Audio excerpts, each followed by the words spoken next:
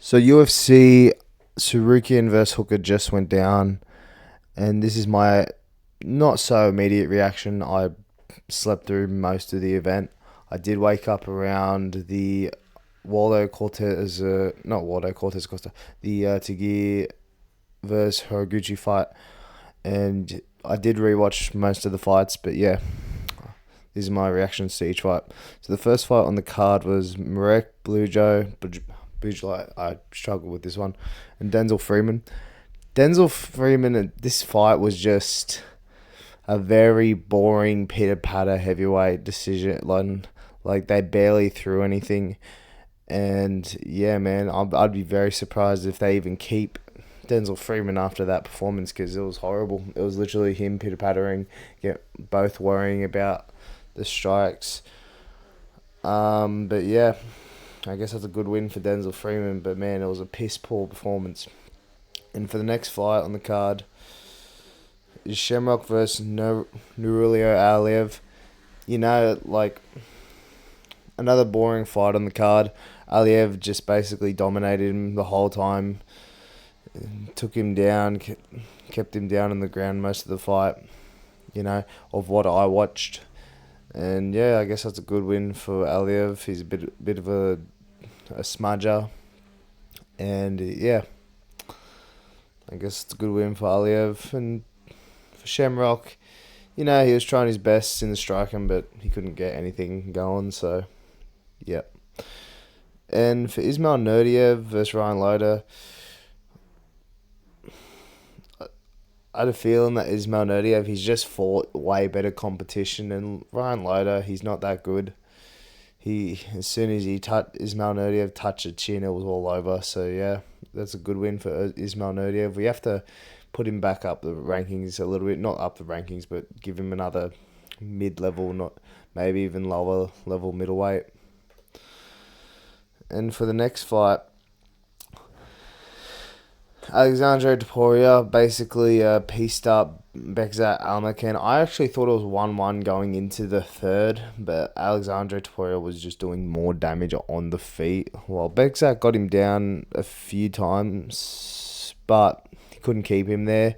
And Alexandre's got awesome grappling. I'd love to see him use his grappling more. So yeah, for Beck, it's a good win for Topuria, and I can't wait for his next fight. And for the next fight, I didn't really see this fight, but why does it say submission? I thought it was a knockout. Anyway, the worst light heavyweight in the UFC. Rafael's getting cut. Abdul should be fighting someone just a little bit better. And yeah, we'll get to see him maybe fight, I don't know, maybe a Jimmy Crute. But yeah, there's not much to say about this fight. Flyweight, Alex Perez versus Asu Yamabayev. It's weird because Alex Perez was actually doing really good. I would have said he was winning the fight, but Asu just looked a bit off in that fight. But he, got on his back and got the submission. I feel bad for Alex Perez because he was looking really good in that fight. Getting the shots, got a few takedowns actually, and yeah, the good win for Asu Yamabayev. They're going to have to give him someone a bit more up the rankings. And for the next fight, Nicholas Dalby versus Sigid Imikamaev. Very, very boring fight.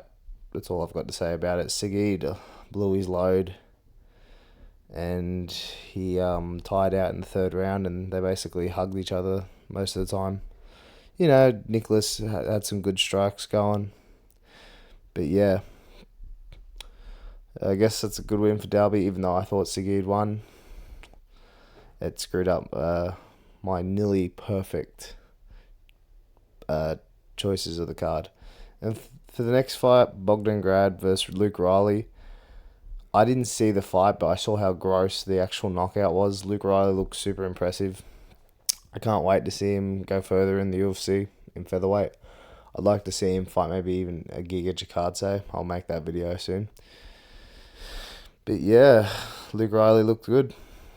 And for the start of the main card, man, Hiraguchi just looked fucking awesome in that fight. This is where I actually woke up and watched the fights. He just was dominating Tagi everywhere in the striking, in the grappling. Then he got that submission in the third round, and it was awesome. I want to see Hiraguchi fight someone up the rankings. I think they should have. That's what it should have been for originally. So yeah, I think that's a good win for Hiraguchi. And for Tagi, I think gets a little weight drained. I think he should be going up to bantamweight. He just couldn't get anything off, but I did call him the worst. Like I do call him the worst. Nurmagomedov, but that's not saying much. Like he's still a really good fighter. So yeah, for Horiguchi, I hope they give him someone up the rankings, and that's a great win. And Waldo Cortez Acosta, man, how do you not like this guy? Like he comes in on 4 days' notice, takes the fight. Shamil just comes forward and tries to KO him, and Waldo gets him and TKOs him, and what a great win. For Waldo Cortez Acosta, has to be another top 5. He just took on two dudes that were down the rankings. We could give him... Who could we give Waldo Cortez Acosta? Maybe a Gelatin Almeida. That could be a good fight. And for Shamil, I feel bad for Shamil. I think they should rebook the Sergey fight because I do think Shamil would win that fight. But good win for Waldo Cortez Acosta. He's looked super impressive in his last 2. So yeah. Great fight. It was actually a good fight for heavyweight, so yeah. And for the next fight, Murtek Ulubai looked pretty good at welterweight, and Jack Hermansson looked massive, but I think he's got to hang it up, man, because when Ulubai just got a clean shot on the chin, it was all over. I think Hermansson has to retire, while Ulubai, I'd like to see him fight maybe a Nicholas Dalby. I don't think Dalby can go back into the rankings. I think that would be a good fight. But yeah. But Hermansson did look massive in welterweight. I hope they do. If he does fight again, maybe it would be good at welterweight, but someone more down the rankings. But yeah, good win for Ulubai. And for Hermansson, I'd like to see him retire. And for the next fight, it's exactly as I predicted. Volkan Oezdemir just walked him down and KO'd Alonzo Menifield with no respect.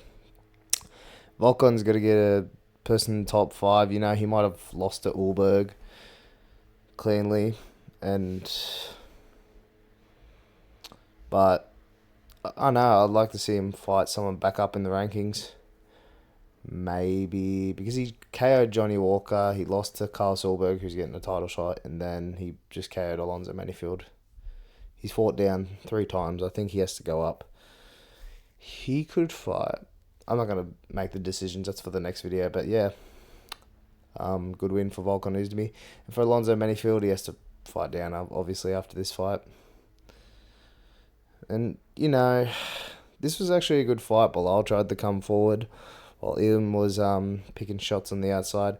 Bilal's not as good as a wrestler as I thought he was, but I thought it was 1-1 going into the third, and Ian Gary done enough to get the win.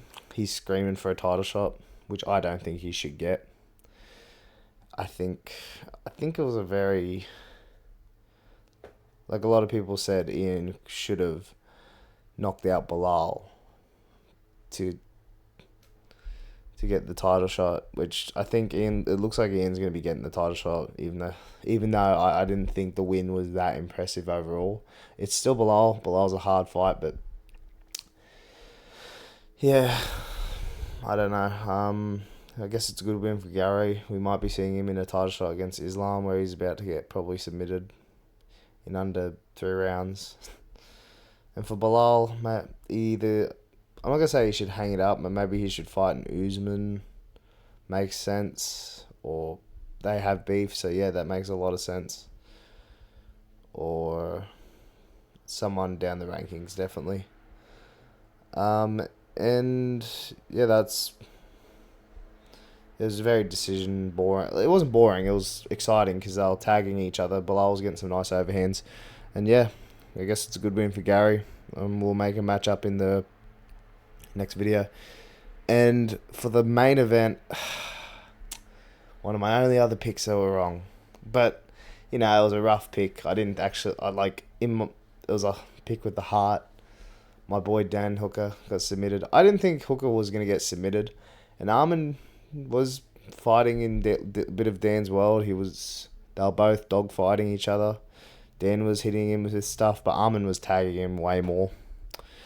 And as soon as he got into the ground, it wasn't over, but in that second round, Dan had nothing for him, and then he got the arm triangle.